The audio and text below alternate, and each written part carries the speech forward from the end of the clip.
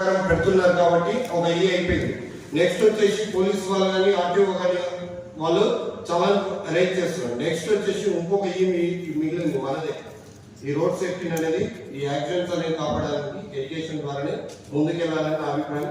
దానిలో చిన్నగా ఒక ప్రెజెంటేషన్ మన యాక్సిడెంట్ ఇండియాలో జరిగే డెత్ రేట్ ఎలా ఉంది చూడండి. 2020 నుంచి 2022 వరకు సర్వే చేస్తే 0.49% ఇంకా పెరిగి ఉంది. అలాగే గ్రోత్ రేట్ ఇంకా పెరుగుతూనే ఉంది. ఎందుకు పెరుగుతుంది? మేజర్ కారణం అంటే వెహికల్స్ కూడా యాక్చువల్ గా పెరుగుతున్నాయి. వెహికల్స్ పెరుగుతున్నాయి, రోడ్లు పెరుగుతున్నాయి. దానివల్ల గ్రోత్ రేట్ యాక్చువల్గా 426 డెత్, ప్రతిరోజు 426 మంది చనిపోతున్నారు. 1214 యాక్సిడెంట్లు. ఇది యాక్చువల్ ఏంటంటే 2022 వరకు చేసిన సర్వే. ఈ ఇయర్ ఇంకా రిలీజ్ కాలేదు, ఇప్పుడు అయితే ఎలక్షన్. నెక్స్ట్ చూడండి, trends number of accident fatalities and person in 2018 to 22 వరకు చూడండి. ఫస్ట్ వచ్చేసి బ్లాక్ కలర్ కి accident, persons injured blue colour లో ఉంది. రెడ్ కలర్ చూడండి 1,68,491 మెంబర్స్ చనిపోతున్నారు. ఈ రిపోర్ట్ ప్రకారంగా చూస్తే 2023 యాక్చువల్ ఇది క్రాస్ అయిపోయింది, చాలా ఎక్కువగా క్రాస్ అయిపోయింది. ఆ మధ్యలో ఏదైతే 1,38,2021 లో ఉంది కదా, అది ఎందుకు తగ్గిందంటే కోవిడ్ మూమెంట్ లో వెహికల్స్ తిరగడం తక్కువైనాయి. కోవిడ్ ఎవరు బయటికి రాలేదు కాబట్టి యాక్సిడెంట్ పర్సెంటేజ్, ఫ్యాటాలిటీ పర్సెంటేజ్ కూడా తగ్గింది. Next trends of number fatal accident 2018. Fatal అంటే చనిపోయిన వారు మొత్తం చూసుకుంటే ఒక 2018 లో 1,57 ఉంది, 2022 లో 1,55 ఉంది. అంటే దానికి మేజర్ ఏంటంటే 2018 లో రోడ్ డిజైన్ చేసినప్పుడు ఐఆర్సీ ప్రకారం ఏవైతే సైన్ బోర్డ్స్ ఉన్నాయో అవి కొన్ని పోలీసు వారి సూచనల మేరకు మారడం వల్ల యాక్సిడెంట్ కొన్ని తగ్గుతూ వచ్చినాయి. మళ్ళీ 2022-23 వచ్చే వరకు వెహికల్స్ గ్రోత్ అనేది పెరిగింది. వెహికల్స్ చాలా పెరిగినాయి. ప్రతి ఒక్క ఇంట్లో 2 వీలర్ అయింది, ప్రతి ఒక్క ఇంట్లో కార్ అయింది. దానివల్ల పెరుగుతూ యాక్సిడెంట్ కూడా పెరిగినాయి. మేజర్ పారామీటర్స్ రోడ్ యాక్సిడెంట్స్ చూడండి. నెంబర్ ఆఫ్ యాక్సిడెంట్స్ 2021-22 చూసుకుంటే వేరియస్ చూసుకుంటే 11.9% 2021-22. నెక్స్ట్ చూసుకుంటే తక్కువ ఉంది, ఒక ఓన్లీ నెంబర్ ఆఫ్ ఇంజురీ చూడండి 15.3 ఉంది. ఇంజురీ పర్సెంటేజ్ కూడా చాలా పెరుగుతుంది. అంటే ఆ గాయాలు కావడంతో పాటు చనిపోవడంతో పాటు సీరియస్ ఇంజురీస్ కూడా పెరుగుతూనే ఉంది. ఇది నెక్స్ట్ వచ్చేసి యాక్సిడెంట్ ఫ్యాటాలిటీస్ ఇంజురీస్ ఓన్లీ 2022 ఇయర్ లోనే తీసుకున్నారు.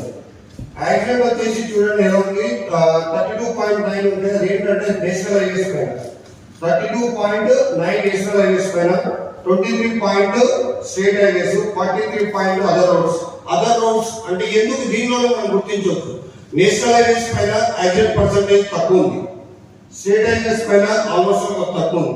అదర్ రోడ్స్ లో యాక్సిడెంట్స్ ఎందుకు ఎక్కువైతున్నాయంటే అక్కడ సైన్ బోర్డ్స్ అనేది యాక్చువల్ గా సైన్ బోర్డ్స్ కానీ మన రోడ్డు పైన ఫెసిలిటీస్ కానీ ఆ డివైడర్ ఉండకపోవడం, ఆపోజిట్ వెహికల్ రావడం, రాంగ్ రూట్స్ వెళ్ళడం, ఇలాంటి వల్ల అదర్ రోడ్స్ దానికి యాక్సిడెంట్స్ ఎక్కువగా పెరుగుతున్నాయనేది ఒక చూడొచ్చు గ్రాఫ్. నెక్స్ట్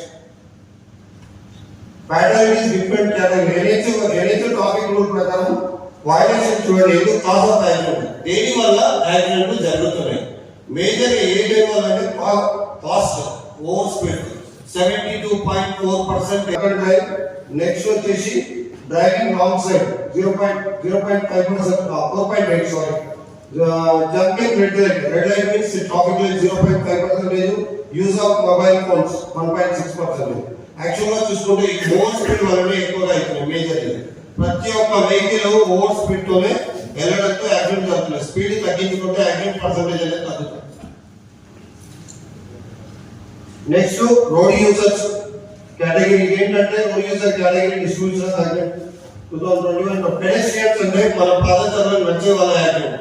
రోడ్డు పైన పెద్ద వెహికల్స్ వెళ్తున్నప్పుడు కూడా దాని స్పీడ్ మనం ఏమనుకుంటున్నాము, పెద్ద వెహికల్ వస్తుంటే జీబ్రా క్రాసింగ్ దగ్గర దాటుతున్నాము, అది సారీగా కన్నా రైట్ ఆఫ్ వే. యాక్చువల్ గా రైట్ ఆఫ్ వే అనేది నేషనల్ హైవేలో పెడెస్ట్రియన్ కి not allowed. Only per highways పైన వెహికల్స్ వెళ్తాయి. కానీ విలేజెస్ దగ్గర అండర్ పాసెస్ ఉంటాయి, దాన్ని ఎవరు ఉపయోగించారు. ఆ అండర్ పాసెస్ కిందికి వెళ్ళి ఆ 1 కిలోమీటర్ ఎందుకు నడవాలని చెప్పేసి అందరూ ఏం చేస్తారు, రోడ్డు పైన దాటుతున్నారు. ఆ రోడ్డు పైన దాటేటప్పుడు పోలీసు వారి సూచనల మేరకు అక్కడ రోడ్ ప్రకారంగా జీబ్రా క్రాసింగ్ వేయద్దు అనుకున్నారు. పోలీసు వారు ఏంటంటే దాటుతున్నారు, మనకు వాళ్ళకి హెల్ప్ చేద్దాం తాగేది అనేసి జీబ్రా క్రాసింగ్ మా దగ్గర వేయిస్తున్నారు, నంబర్ షీట్స్ వేయిస్తున్నారు. కానీ అక్కడ జరిగేది ఏంటంటే ఆ వెహికల్ యొక్క స్పీడ్ ను గెస్ చేయలేకపోతుంది. దాని మేజర్లు వచ్చింది అదే పెడెస్ట్రియన్ యాక్సిడెంట్ జరిగింది. పెడెస్ట్రియన్ నేను చూసిన దానిలో హైవేలలో నైట్ టైం ఫార్మర్స్ పొలాల దగ్గరికి వెళ్ళే వాళ్ళు, 2 వీలర్స్ రాంగ్ సైడ్ పెట్రోల్ కోసం 1 కిలోమీటర్ రాంగ్ సైడ్ వెళ్ళేవాళ్ళు. ఈ యాక్సిడెంట్స్ ఎక్కువగా జరుగుతున్నాయి. 2 వీలర్స్ ఏంటంటే పొలాలకు వెళ్ళేవారు మామూలుగా నడుచుకుంటూ వెళ్తున్నారు, రాంగ్ సైడ్ పెట్రోల్ వేసుకోవడానికి వస్తున్నారు. వాళ్ళు కూడా ఆయన వచ్చేసి నేను కొట్టేస్తున్నారు. ఇప్పుడు ఇద్దరికి గాయాలైతుంది. Next auto rickshaws. Auto rickshaw కూడా సేమ్ అలాగే ఒక సంఘం ఉంటుంది మన ఊర్లో అంగడి వెళ్తాం కదా, ఆటోలో 15-18 మంది ఎక్కుతున్నారు. ఈ మధ్యలో 15-18 మంది ఓవర్లోడింగ్ ఎక్కడం వల్ల యాక్సిడెంట్ జరుగుతుంది. ఈ కాల్ ఆఫ్ యాక్సిడెంట్ మీరు అలా చూసుకోవచ్చు షార్ట్స్. మీకు అన్ని ఇంకా సార్ ఇంకా ఎక్కువగా చెప్తారు యాక్టివ్స్ నుంచి నేర్చుకోవచ్చు. నెక్స్ట్ మనం యాక్సిడెంట్స్ ఎలా తగ్గించాలనేది నేను 2 పాయింట్స్ చెప్తాను పెద్దగా పంచుకోండి. నెక్స్ట్ ఇది సార్ పాయింట్స్. ఇది మేము కొన్ని అంటే క్యాప్చర్ చేసిన ఫోటోస్ ఇవి. మా టోల్ ప్లాజా దగ్గర ఇలా 4 మెంబర్స్ వెళ్తున్నారు ఒక వెహికల్ పైన. 4 మెంబర్ వెళ్తే ఏమైతుంది, వెహికల్ ఆపినప్పుడు మనకేంటి బాగా అనుకుంటున్నారు అందరూ. యాక్చువల్గా వెహికల్ ఆపుతున్నారు, హ్యాండిల్ ఎవరు కంట్రోల్ చేస్తున్నారు, అతనికి పాసిబిలిటీ లేదు. ఇంకొక మొబైల్ ఫోన్స్, హెల్మెట్ ఎక్కడ ఉంది. ఇది ఆల్మోస్ట్ నేను కూడా చేసి ఉంటాను. నాకు ఈ జాబ్ కాకముందు హెల్మెట్ అలా పెట్టి ఫోన్ నెంబర్ నేను కూడా చేసి ఉంటాను. బట్ నాకు ఈ యాక్సిడెంట్స్ అయిన తర్వాత ఈ రోడ్ పైకి వచ్చి చూసిన తర్వాత నా జీవితంలో నేను మంచి యూనికాన్ బైక్ తీసేసి మామూలు స్కూటీ తీసుకున్నాను. వద్దు నా రోడ్ పైకి, నేను ఆ విధంగా ఇన్స్పైర్ అయ్యి యాక్సిడెంట్ చూసి వద్దు దీన్ని ఎలాగైనా సరే రోడ్ల పైన ఇలాంటివి చేయద్దు. నెక్స్ట్ ఇది కామన్ మన ఇంట్లో మన అన్న పిల్లల్ని కానీ అక్క పిల్లల్ని కానీ ఎవరినైనా సరే ఆటోలో ఇలాగే పంపిస్తాం. ఈ దాన్ని ఖచ్చితంగా అరికట్టాలి. మనం చెప్తేనే జరుగుతుంది. మనం సేఫ్టీ ఇవ్వాల్సింది మన ఇంటి నుంచి. మన ఇంట్లో చేంజ్ అయితే ఆటోమేటిక్ గా. మేము రెగ్యులర్ గా టోల్ ప్లాజా దగ్గర వీక్లీ ఒకసారి సేఫ్టీ అవేర్నెస్ ప్రోగ్రామ్ చేసినప్పుడు వెహికల్స్ ఆపి సీట్ బెల్ట్స్ పెట్టిస్తున్నాం.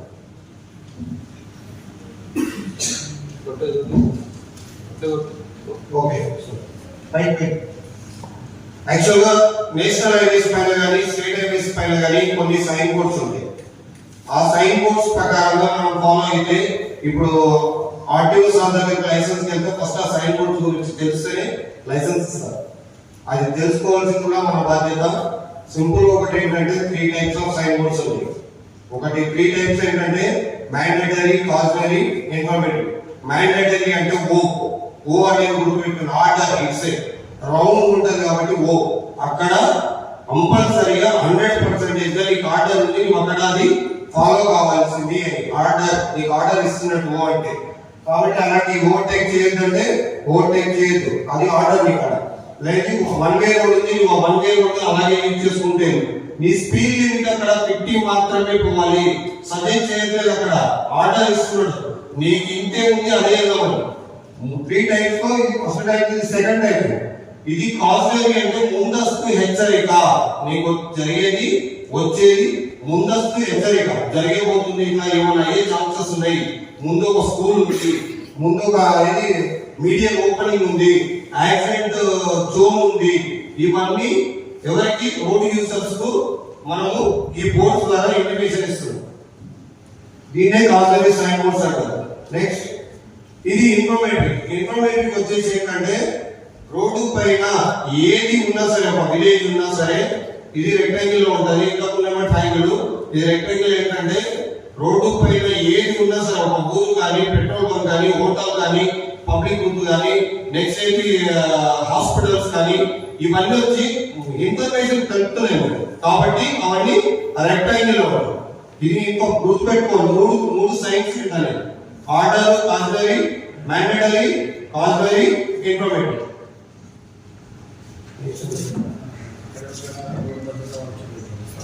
యాక్చువల్గా నేను ఇక్కడ చెప్పాల్సిన ఒకటి, మేము మా హైవే పైన ఏంటంటే మేము కొన్ని ఫెసిలిటీస్ ఇస్తున్నాం. మా హైవే కాదు, మీకు ఆల్ ఓవర్ ఇండియా ఎక్కడైనా సరే ఆ ఫెసిలిటీస్ ఉంటాయి. ఆ ఫెసిలిటీస్ మీరు అందరూ యూజ్ చేసుకోవాలి.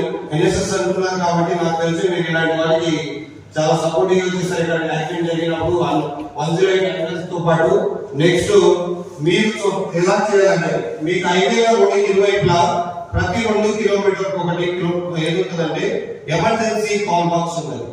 ఇది మాత్రం గుర్తుంచుకోండి. ఆల్ ఓవర్ ఇండియా ఎక్కడికి వెళ్ళినా సరే ఎవ్రీ 2 కిలోమీటర్స్ ఉంటుంది. అక్కడికి వెళ్ళగానే ఎందుకు అది ఉందంటే మన మొబైల్ ఖరాబ్ అయినా మనం ఉన్న లొకేషన్ తెలియకుండా, ఆ యాక్సిడెంట్ అయిన లొకేషన్ ఏదో ప్లేస్ తెలియకుండా మీరు ఆ బటన్ ప్రెస్ చేస్తే అక్కడ ఉన్న హైవేలో ఉన్న కంట్రోల్ రూమ్ కి కాల్ వెళ్తారు. ఆ కంట్రోల్ రూమ్ లో ఉన్న ఆఫీసర్ ఏం చేస్తారంటే మీ కాల్ ఎక్కడి నుంచి వచ్చింది, మీరు మాట్లాడకుండా సరే ఇమీడియట్ మీకు మాట్లాడే పొజిషన్ లో లేకున్నా సరే ఇమీడియట్లీ మా పెట్రోలింగ్ టీమ్ వస్తుంది. మా పెట్రోలింగ్ టీము మీకు అంటే మా పెట్రోలింగ్ అంటే హైవే మొత్తం ఆల్ ఓవర్ ఇండియా మొత్తం ఈ ఈసీబీ లేకుంటే మీరు 1033 వాడరు. 1033 హైవేలో నేషనల్ హైవేలో 1033 వాడచ్చు. రోడ్ల మీద జరిగే యాక్సిడెంట్లను మేము ఈ విధంగా చేస్తున్నాం. చిన్నగా ఒక వెహికల్ మీరు హైవేలో వెళ్తున్నప్పుడు మీ కారు టైర్ పంక్చర్ కానీ టైర్ బస్ట్ కానీ వేరే ఏదైనా ఇతర కారణాలతో డీజిల్ అయిపోవడం కానీ జరిగితే మీరు చేయాల్సింది ఒకటే, ఫస్ట్ బండిని సైడ్ పెట్టండి.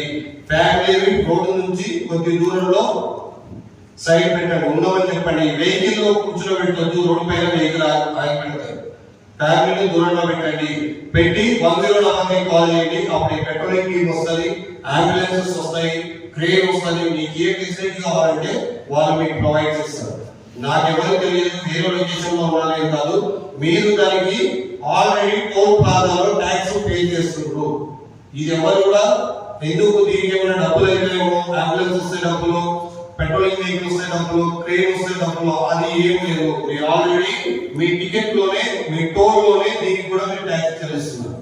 ఇది మేము ఫ్రీగా ఇస్తాం. ఇంకా హైవే పైన ఎక్కడ వెళ్ళినా సరే ఒకటి ప్రతి ఒక్క హైవేకు ట్రక్ పార్కింగ్ ఏరియా లేదా ట్రక్ లేబై లేదా ఏమంటే వాష్రూమ్ ఫెసిలిటీస్ ఇవ్వాలి. 100% ఉండాలి. మీ టోల్ ప్లాజా దగ్గర టికెట్ తీసుకోగానే టికెట్ లేకున్నా సరే అక్కడ అడగవచ్చు ఫెసిలిటీస్ ఎక్కడ ఉన్నాయి, ట్రక్ రెస్టారెంట్స్ ఎక్కడ ఉన్నాయంటే వాళ్ళు చెప్తారు.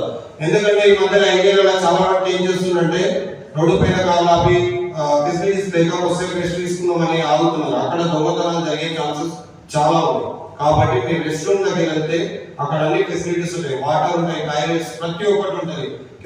కాబట్టి మీరు అక్కడికి యూజ్ చేసుకోవాలి. ఎక్కడ పడితే అక్కడ వెహికల్స్ పార్క్ చేసి ఆపి ఫ్యామిలీస్ కిందికి తీసుకోకూడదు. ఇక ఇది ఆల్మోస్ట్ అందరూ తెలిసిందే. ఇదేంటంటే మీకు రోడ్డు పైన వెళ్తున్నప్పుడు ఎల్లో కలర్ బాక్సెస్ కనిపిస్తాయి కదా, ఆ ఎల్లో కలర్ బాక్సెస్ ఉన్న ప్లేస్ బ్లాక్ స్పాట్స్ అంటే యాక్సిడెంట్ జరిగే లొకేషన్స్ అని అంటారు. నేషనల్ హైవే ప్రతి 3 సంవత్సరాలకు ఒకసారి అలాంటి బ్లాక్ స్పాట్స్ రిలీజ్ చేస్తుంది. ఎలా అంటే బ్లాక్ స్పాట్స్ వచ్చేసి ఆ 3 సంవత్సరాల కాల వ్యవధిలో 10 ఫ్యాటల్ యాక్సిడెంట్స్ కానీ లేదా 10 మంది ఒకే యాక్సిడెంట్ లో చనిపోయినా ఆ 500 మీటర్స్ ఉన్న డిస్టెన్స్ లో ఆ బ్లాక్ స్పాట్ డిసైడ్ చేస్తారు. నాకు తెలిసి మీరు హైవే వెళ్తుంటే మా హైవేలో 14 బ్లాక్ స్పాట్స్ ఉన్నాయి. జగన్ టు కొత్తకోట వరకు 14 లొకేషన్స్ బ్లాక్ స్పాట్స్. అంటే 10 మంది 3 సంవత్సరాల్లో ఈజీగా చనిపోతున్నారు ఆ లొకేషన్, జస్ట్ ఆ 500 మీటర్స్ లొకేషన్స్ లో. అలాంటి 14 బ్లాక్ స్పాట్ లో మీరు లెక్కేసుకుంటే 3 సంవత్సరాల్లో ఎంత మంది చనిపోతున్నారు చూడండి. నెక్స్ట్ అలా 4 స్టెప్స్ అవన్నీ ఉంటాయి. కాబట్టి మీరు నెక్స్ట్ ఇంటి దగ్గర ఎడ్యుకేషన్ గా అందరికి మన ఇంట్లో వాళ్ళకి చెప్తే బాగుంటుంది. ఇంకా నేను రోడ్ సేఫ్టీ గురించి చాలా చెప్పాల్సిన బట్ టైం లేదు. సారీ నెక్స్ట్ సార్ చెప్తాను.